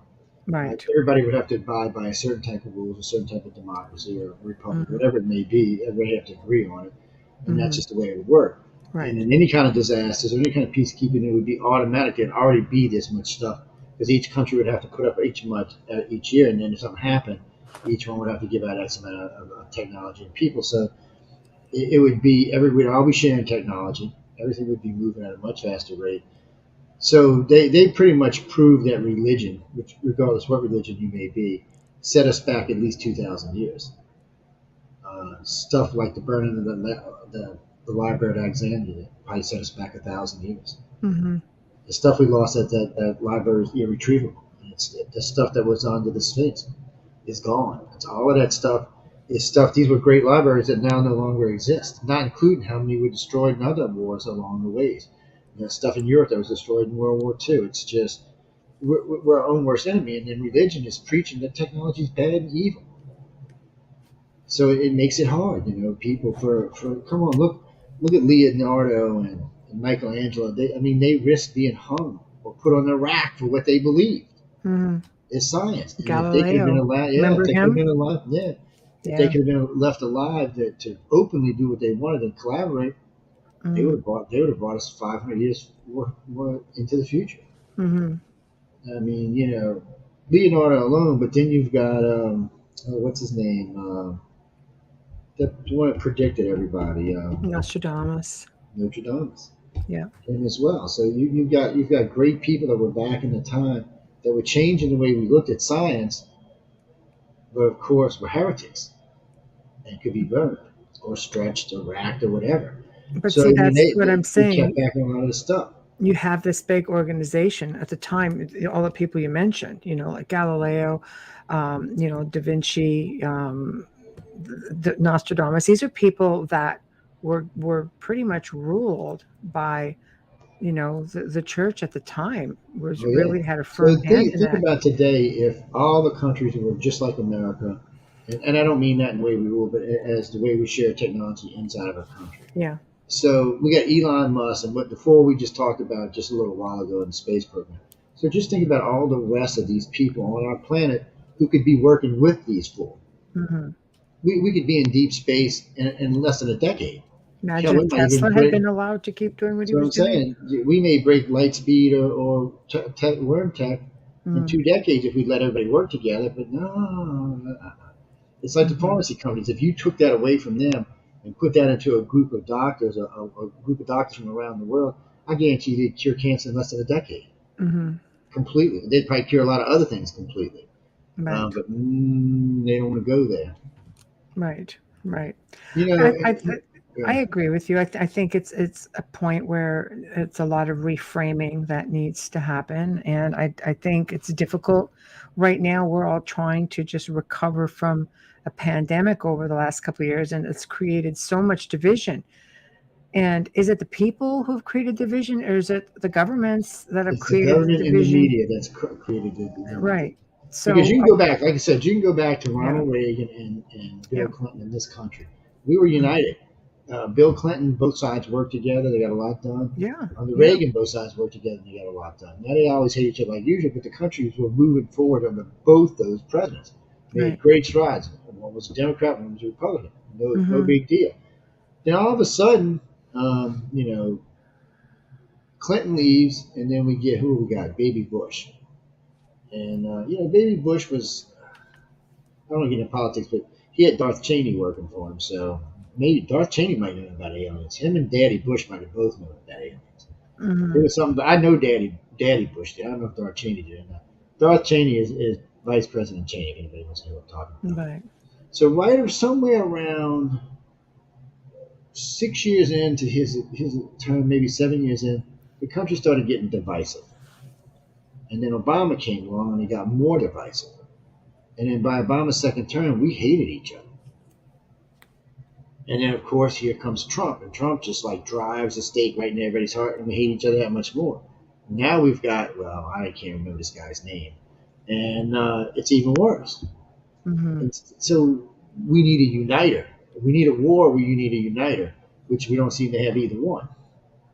So if Hmm. we can't, as a nation, as one of the greatest nations to ever exist on this planet, can't seem to get it together, shit, we're going to end up like the Romans, and we're going to take the world with us when we go. Hmm. So how do So you we fix have that? to basically learn how to work together and how to we have to play nice in the schoolyard, basically, Well, because to be we got able to to keep evolving. we've got, and this might be why the government really wants to know about aliens, because aliens could be the great uniter. Clinton said this in 7 different speeches he gave, Hmm. and aliens could be the great uniter because if we could prove the existence of extraterrestrials, a lot of the countries might start working together for protection because we don't know what these ETs are here for, what they're doing, or what kind of technologies they have. And as a world, we need to feel protected and safe. So Well, that could drive us into one. some pretty big people talked about aliens. I mean, if you remember, even there was even the FBI who had the memorandum 67, 50, or 51 or something like But that. they always say They spoke about it. UFOs, Paul gaps of Hillier, UFOs. the ex-Canadian military, Yeah. I are don't know why Paul Hillier was not considered a credible witness. I never understood that. I talked to him about 4 times. yeah. I You mean, know, he for some reason, and I never checked into him that hard because I'm not a Canadian, so what do I know about Paul Hillier other than for those who he's don't know, French? he was our ex because he's deceased now, but retired defense minister in Canada, and he was very, very active in telling and talking about extraterrestrials. In fact, a lot of ex-military people have come forward, astronauts, and they Yes. all have these experiences The two and of us this talked knowledge. about Shag Harbor. No, you know what I mean? Well, I got him to verify about the 2 submarines that were seen. There was a group of divers that had reported work in Shag Harbor, and I don't know how many of y'all are familiar with Shag Harbor. It's a very famous UFO case. But for some people, or not because it happened in Shag Harbor in Canada. And Hmm. actually, kind of Canada squishy towards the United States. But regardless, something went down in the water. A village seen it, and they sent out some fishing boats. And when they got out there, they found this weird white, yellowish, whitish foam all over the top of the water. They thought it was an airplane that crashed. It's originally what it was thought. So they're out there. There's like 9 or 10 boats out there, and they're paddling around looking for survivors, thinking it was an airplane. Because all of a sudden, this weird glowing thing under the water starts to move towards the mouth, headed out towards the ocean. Well, what it looked like to the villagers is that something came in and kind of pulled it out. But anyway, long story short, this thing went off the coast out there, wherever that is, and sat out there for 7 days while it was being repaired by another UFO. While that was going on, there was a team of Navy divers, who also had some Canadian divers as well, that were monitoring the whole thing. Two of them got zapped because they got too close, but several of these divers came forward and talked about the event and what they saw and got sanctioned for it. But still, it was a very convincing story. All the witnesses were very convincing. Everybody who's seen anything was very honest about what they're seeing. They weren't really holding anything back. This was an event that lasted 7 days and was witnessed by probably more than 100 people. And then we also had the dive team. So what happened was, whatever, nobody knows what happened. All they know is it was a UFO of some kind went down in Shag Harbor, made it out to the ocean, into the Atlantic, and then was serviced by another UFO. A group of people sitting on the shoreline actually seeing the other one come down in the water about a mile offshore and head towards it to pick it up. It was a very interesting thing. And then, of course, there was the divers. And the only reason they got busted is one of the submarines had to surface for some reason. They had an issue with two subs down there. They had an issue of some kind. They had to surface for oxygen. And then they might have a generator issue. And then they went back down. So when somebody seen the sub and then also knew the UFO was there, they put two and two together, and then people started asking around. And the next thing you know, you had divers coming forward. I can't remember who was who because it was a long time ago. Because I was introduced to a couple of divers. And somewhere, guys, on the Wake Up USA and the UFO and the cover shows, there's interviews with the divers, with four of them. And it's very interesting stuff. There's also interviews with Paul Hilliard about it and other things that Paul and I talked about on UFO on the cover. So you go catch up on those too. But he was an interesting character. Just for some reason, people just played. And that's the problem today. That's what's going to happen here. You know, well, I was going to say if Biden came forward, but it wouldn't matter. He came forward. But if somebody legitimate came forward, like Pink Shorts, it might be different. But that's the problem. But that's the problem. What world leader would you believe? Would you believe Boris over there with his crazy hairdo, Megan, or whatever his name is, or the guy? I mean, I'm not believe any of these leaders. They're all nuts.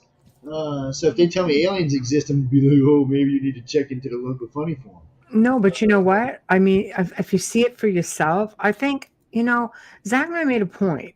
It would be hard to, if extraterrestrial came out and they introduced themselves, yeah, we're at a point where we have to question everything. We can't believe everything we see.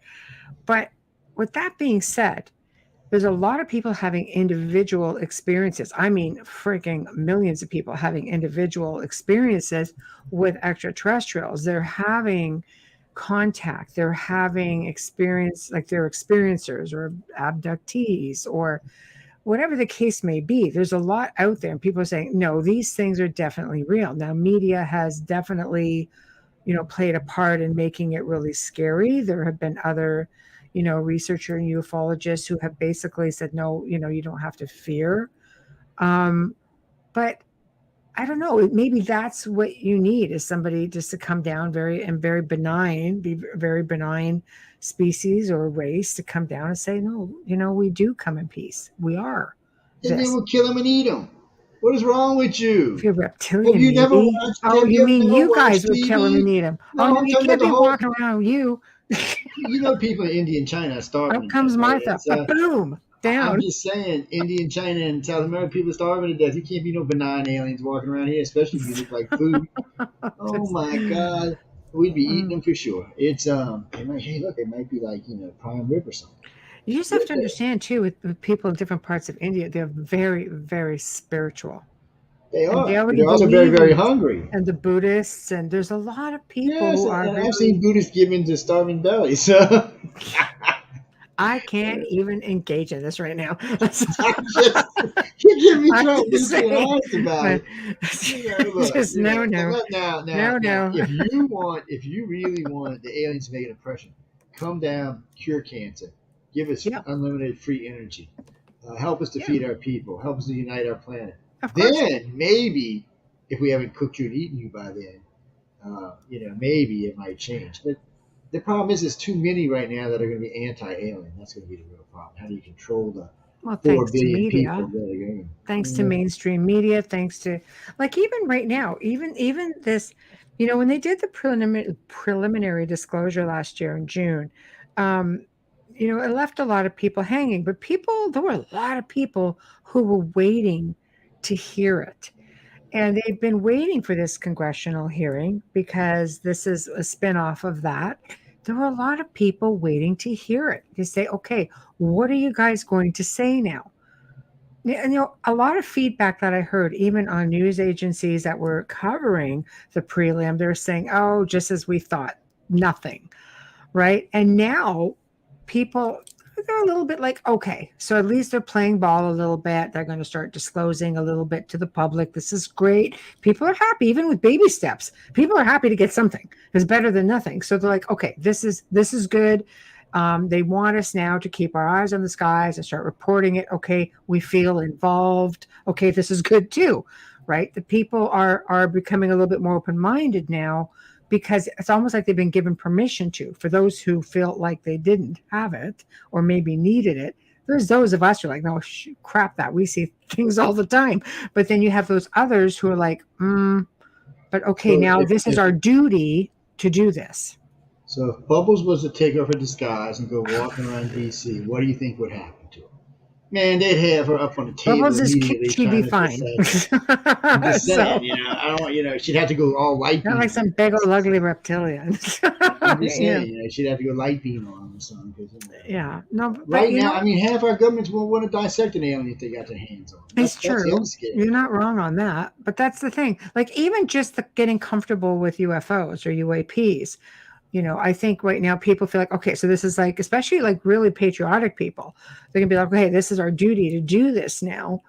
So maybe it's just a matter of getting comfortable with it, and then you can maybe consider going to that next level. Like, okay, well, something's got to be driving it, and if it's not human, then, but will we be told anything? Because and the hearing says, well, if we don't consider it a threat, if it's not a security threat, we'll divulge it.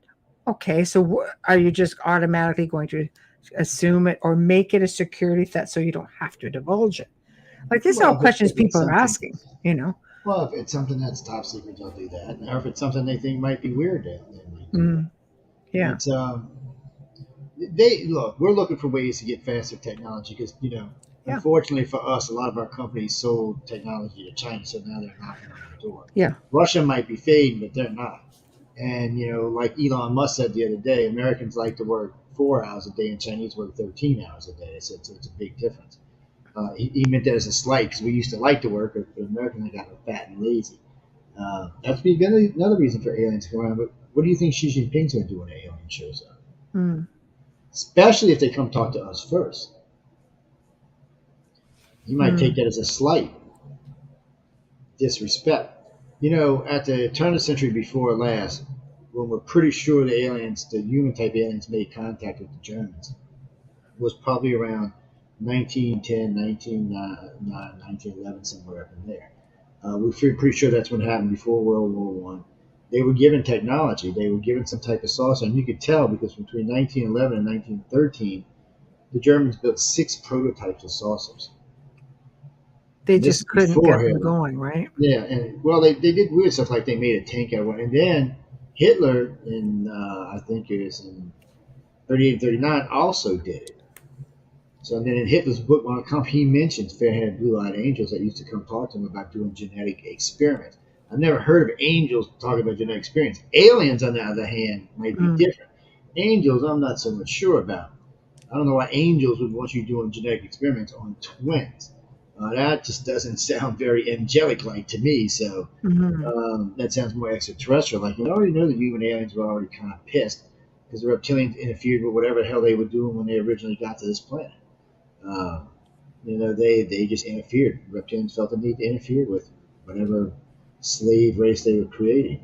And again, people remember, every human on this planet has a reptilian section in their brain. Without it, we would just basically be, we'd be Joe Biden. Oh, I'm sorry. Did I say that out loud? I mean, we'd be wimpy and whiny. I'm sorry. We would be followers. Maybe it would be better for us. Maybe because we'd all wouldn't ask why anymore. We'd just go, go plow the field. Okay. I'll go walk off that cliff. Okay. Go make some meat. Okay. Go have some children. Okay. That would be it. Today, we'd like, no, you can have some damn children. I don't have no damn children. I don't want this is like, here. Give me some whiskey. A theory, though, right? Like, nobody knows for sure. We don't know for Well, sure. no, we know for sure that we have a reptilian section in our brain. We know for sure it's what makes us who we are. Without it, we're just wimps. We know that's fact. We can't get away from that. It's unfortunate for the scientists that 5,000 years ago someone wrote about it. So it makes science, science, because science knows we have it in our brain, and they try to explain it that we came from reptilians, and that's what's left of it. Well, that wouldn't explain a lot of things, but regardless, the Sumerians talk about how we came to have a reptilian section in our brain 6,000 years before science was even a thing. So what's determined? We have, it's like the left-sided thinker, the right-sided thinker, right? The emotional side, and then the hunter-gatherer side. Like it's the whole, men are from Mars, women are from Venus thing. Though the reptilian is the aggressive side, the one that, like you say, the free thinker, the conqueror. What We makes were it aggressive what makes it before we had. reptilian is what I'm saying, I Well, guess. reptilians necessarily don't mean you're aggressive. It just means that They're you pretty darn take. aggressive. No, not really. I mean, reptilians on our own planet, but alligators aren't aggressive unless you screw with them. They just usually go lay out in the sun and the sand, man. Snakes are the same way. They don't bother you unless you get in their way or aggravate them. They Right. don't go looking to bite you. Usually, if you get Mm, bit by an alligator or snakes, because you dumbass was somewhere that didn't belong. right. So it's not quite the way we were taught. And remember, Right. until Christ, reptilians were revered on this planet, both by all over the Mediterranean, all over Africa, and all over South America. And even after Christ, they were still revered in South America. Mm, So, and then everybody's got the creation story, like the Adam and Eve story. All these races have it. So mm. obviously, something happened somewhere along the line. There was a need to infuse this reptilian DNA into us. I guess we just become washed out or bleached out, Mhm. or we just didn't have what it takes to survive anymore. Or maybe whoever decided to do this decided that whoever was here with the Sumerians had too much control and wanted to take. It might have been when before that we might have been just one united species, being a slave race under a more advanced species. Mhm. Somewhere along the line, the reptilians decided that, but it tells you they're not violent because they didn't go start a war with these other people. They just inbred us. They bred with us, and we did it. So their So hands were clean. Their hands were cleaning on us. They didn't go so kick the humans off their planet. We did. who's responsible for the negative blood type then? The Greys or the Probably the Greys. reptilians? Probably Yeah. the Greys. Mainly, the reason I say the Greys is because it brings so much to us that it would seem like it would have been a more thoughtful species that did it. But there's It different doesn't races of mean it's not. Greys. Is there a specific race of Grey when you No, say that? Greys are just one species. They're just like the reptilians. There's multiple branches, but they're the same species. They all come from the same homeworld. Right. Even though the reptilians over the years, between genetic engineering in different environments. Some of them have gills; they can breathe underneath them. Some of them have wings. Some of them have different things. Some things have these weird crests on the bottom of the necks. We have no idea what they're for. Some of them have Mm. little glands on the sides, which look like they might be for venom sacs or something. So I'm not sure what that's for either. I've never asked. I didn't want to know. And you say, "Hey, reptilian, what's it?" No, you don't want. Some things you just don't want to know. But they Mhm. don't really seem to be the aggressors. And if you listen to the Dogon and the Mesoamericans, they weren't violent. They were a agrarian society. They were a laid back society who wanted to see us. They taught actually they taught the Aborigines, but they also taught the Mesoamericans and a lot of the Native Americans how to cook, how to plow, how to plant. When was the best seasons? When was the best time? The reptilians didn't get started hating it until the time of Christ. And I don't even exactly know why, other than the church, when it decided to switch all the holidays from pagan holidays to Christian holidays, must have had something to do with it. Because I've never seen any direct attack from the Catholic Church against reptilians, ever. Mm. But somewhere along the line, oh, that's why, because of the serpent. Oh, what a dumbass. Because of the serpent in the Garden of Eve. Okay, never Well, the mind. serpent is just a representation of knowledge. Well, the serpent was the If you reptilian if who you gave. research it. See, that's the point. It's the story. It's the same story in all the cultures. The Mm. reptilian who gave Eve the apple of knowledge. He gave her the knowledge. He made her part reptilian. She gained the knowledge. And remember this: there's something special about reptilians. They have genetic memory. So if they interbreed with somebody, more than likely those children will either have all the genetic memory or part of it. Mm-hmm. So they're already born more intelligent than people around them. Mm-hmm. So, what do you say to people who've had experiences, being like chased by reptilians I say stop and running and let them do what they're going to do, I mean, he dummies. would eat them. They're not going to eat them. There's been How do no you cases of know? reptilian eating anybody. How do you Now, know? the humans might eat you. Actually, if anybody's going to eat you, it's going to be them little shrivelly old brown things. We call them the cleanup crew because that's what they do. If there's an accident or disaster, they go clean it up. And from what I hear, and we ain't even getting it. That's nasty. They're nasty. We did a whole segment on them. They basically thrive on carnage. They are like the vultures of the universe. That's what they Mm. do, and they have places where they create food. Oh, anyway, Well, I remember when we did a gray zone, I found a bunch of information on that, and we did speak about it briefly. the Browns are just that's what they are. We just affectionately call them the cleanup crew because that's what they do. But they're kind of like the Greys in a way, not near as intelligent. About 4 foot, 5 foot tall, kind of squishy looking. They kind of look like the ones on Fire in the Sky, actually. Um, it's kind of weird the way they look. But they really are. That's what they do. I mean, when there's a mess up or a cleanup, sometimes they have to deliver stuff and put people back because of something happened. But if there's any kind of real disaster like deaths or things like that, they can clean it up. So, if they're like a cleanup crew, how That's does the information come forward? Because obviously, like I'm going to seem like an abductee. I'm just going based on people because you have ICAR, right? Without getting into all of ICAR, but so abductees will get hypnotized or they may have memories of it. But if these guys are a cleanup crew, who sees them? Because it sounds to me like they come around, there's nobody left. A lot of times it's not. But so you know this, and this is considered abduction criteria. I'm going to go ahead and let it out. Yeah. So for the Greys, a death is offensive. It offends them because they don't die. And technically, they're not immortal because they can be killed. But since they can upload their consciousness to another body, they are immortal in that fact. Right. So to them, death is offensive, and they don't want to see it. So that's what Mm. the cleanup crews are. Apparently, neither do the reptilians and humans because they use the same crew to clean up. So that tells you right there, people are reptilians down eating this. It sounds like a lot of the reptilians are vegans. Not all of them. Remember, the reptilians have a caste system. I can't remember if it's 7 or 9 castes. I know things like a religious caste, a warrior caste, things like that. But they do have a one religion. Everybody on their planet is all involved in the same religion or in their colonies. Because if I understand correctly, they have a home world, but they have several colonies. Yeah, some people say up to 100. I don't know how true it is or not. Mm. But we know the Draco system. They have like 4 planets there, and they're all lizards, and they're not from there originally. They weren't from here originally. They just came here because it's a beautiful planet for being a reptile. Mm. So and then I hate to say that because they're not even actually reptiles because they're warm blooded. Most people say when they touch them, they feel like warm suede with the ripples on their skin. Because we think they look like scales, but when people touch them, they say they're not scales. And we also know that the different colors represent the different family lines. Yeah, there's several different colors, by the way. And then they could be multicolors, which means it's a mixed family line or something.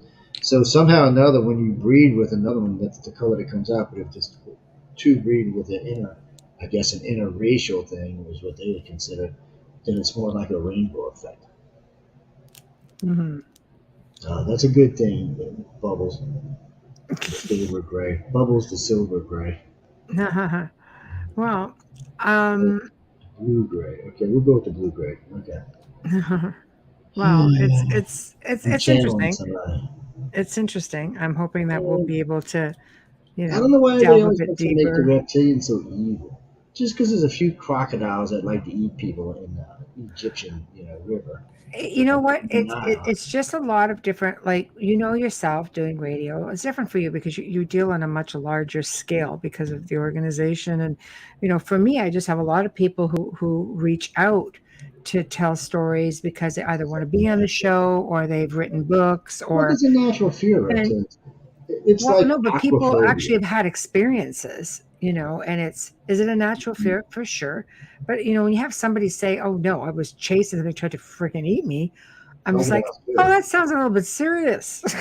I've actually eaten crocodile. I mean, it's well, I mean, it's.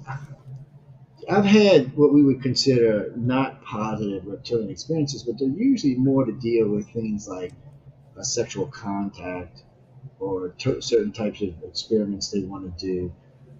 Has more to do with that. I've So never heard they anybody do, being yeah. gnawed on. See, Lisa Savoy, who's in chat tonight and was on the show a few weeks ago, she did say that there were reptilians involved in her abduction, and it was not pleasant. And Grace. Well, So, the reptilians, if you belong to their family line, then you're part of them. So they have a thing. The alphas, male or females, can just pick whoever they want and do whatever they want, and there's really no objection. There's not much you can do. The only way you can stop it is if you mentally object, and I mean you got seriously mentally object, and they might stop. But usually most humans don't have enough strength to do it. right. No, they're not keto friendly. They like using some bread between their meat Yeah. Yeah. I guess this is one of those things that unless there's a disclosure to the point where people can freely speak about this. And I mean, I think it's I starting, don't but know what it's kind of very elusive disclosure. topics. Well, once we say if they find another ruin on Mars, that'll help. That'll get us thinking. All right, there is life out there, but whatever was on Mars is long dead. We don't have to worry about it coming and killing us. So we don't want to be panicking. And then maybe a year or two, 5 years down the line, we find some type of vegetation, some liquid water under the surface of Mars with some vegetation growing in it. And maybe even some kind of little microbes or insects or maybe even a little swamp rat or something. And we find that it's still alive. Okay, so this now tells us that yes, there was advanced life here one time, but it's gone. But there still is some type of alien life, but nothing that's threatening us. So that gives us time to explore our solar system without feeling threatened by extraterrestrial. And then maybe we'll find some other ruins and some other life. We're definitely going to find life in Europa. There's probably some big ass damn whales underneath the water. I don't even doubt that. I know there's one clip of one of the probes there, and you see something move under the ice, and whatever it is, it's big. It looks bigger than a whale, whatever it was. Mm-hmm. So I have no doubt they're going to find life there. And most scientists agree they're going to find life there. And a lot of people think they're going to find life somewhere on Mars on the ground, in other places in our solar system. I said this when I started hosting Wake Up View. I figured we'd find 5 or 6 places, maybe even 7 places inside the solar system with some type of life on it, including Pluto and maybe even Charon. We just found out Pluto's got an active volcano and has liquid water underneath the ice, which means there could be life living underneath there. We know what black smoke is are on Earth, so there could be life there. So that's the thing. I think we're going to find out that life is the norm, not the abnorm. When it comes to intelligent life, it won't be quite as many times as you'll find life. So probably for every 30 planets you find life on, you'll find one with intelligent life, or maybe even 100. But I guarantee you life's going to turn out to be the norm, not the abnormal. Any solar system with this many planetary bodies in it is going to find life in a bunch of them. Mm-hmm. So, knowing this, knowing that the universe or our galaxy is full of planets, our solar system has got quite a few. It's got over 100 bodies in it, I think. So there's 8 planets, and then there's the moons of Jupiter and Saturn. I think there's 100 of them all together. There's a lot of stuff to look at. And then there's all the Oort cloud and the asteroid belt. There's a lot of stuff to look at. We're going to find life. And then, next thing we know, we'll be in Proxima Centauri, which is only 3.8 light years away. And then we'll probably find life in some of their planetary bodies. Mm-hmm. As far as finding real intelligent life, it depends where we're looking. I have no doubt it's out there, and I have no doubt there's life out there, same evolution as we are, below us and above us. Mm-hmm. So who are we going to find first? Then how are we going to treat them? Are we going to make the same mistakes we did when we went to Africa and to South America? Or are we going to learn from our mistakes and do it quietly and covertly and learn about the people and leave them alone until they advance more? Mm-hmm. And you know what? If there's nothing there we want, we'll probably leave them alone. If there's something there we want, guess what? We'll be on their planet, teaching them how to be more advanced creatures in the universe. Mm-hmm. Just like we did for everybody else on the planet. We didn't do that great of a job, by the way, but hey, we did, bring people from, well, I can't even say that, just still people on the planet that live in huts and fish by hand, so I guess I shouldn't say that. No, maybe we should just leave that right there so we don't get ourselves into any trouble. But Well, I can't help it. I did not make the plan, and I did not make the politics. I can't help it. no, you did Think not. about it. We have people that are living like Jeff Bezos and Elon Musk and people like this living at the height of everything. Money, Right. power, technology, and we still have people both in Africa, Asia, and South America that still live in hunts, still fish with spears, don't have Mhm. any radio, no TV, but do wear American T-shirts, which I find odd. But other than that, they're just still like where Mhm. they were 1,000 years ago. It's Right. spooky weird. And Right. I don't mean we should upset their life. I'm kind of against that, but still, when we Mhm. get off world, all we're going to do that. I mean, oil, uranium, whatever Mhm. other minerals we find, diamonds, gold, platinum, There things we we've never go. heard of. Are we There going to we just be go. nice and say, hi, no? Because Michelle be out there going, oh, I like that colored diamond. Then you got to get that damn thing for me. Only black ones. Yeah, when you see this weird bluish I've black got a gold, that's beautiful pretty black interesting. 5 carat black diamond. I love it. That's my favorite. That's good if we ever get locked in prison. You can use it to cut us out. Yeah, brownie points. Get some smokes. Even though I Cut don't that damn smoke. glass out of there. I know. Um, There we go. I should buy me a I lot wish of I could wear perks. jewelry. I used to have some nice jewelry. I can't wear it anymore. I don't wear Always, my always, bling. it always It's all catches in me the on stuff. safe. I don't wear it. I always catch, especially my fat ass ring fingers. I always catch things there. I was Yeah. like, Lord have mercy, I have no clue what that is. To whoever asked me that earlier, real quick before we go, uh, because you're abducted. Okay, let me rephrase this.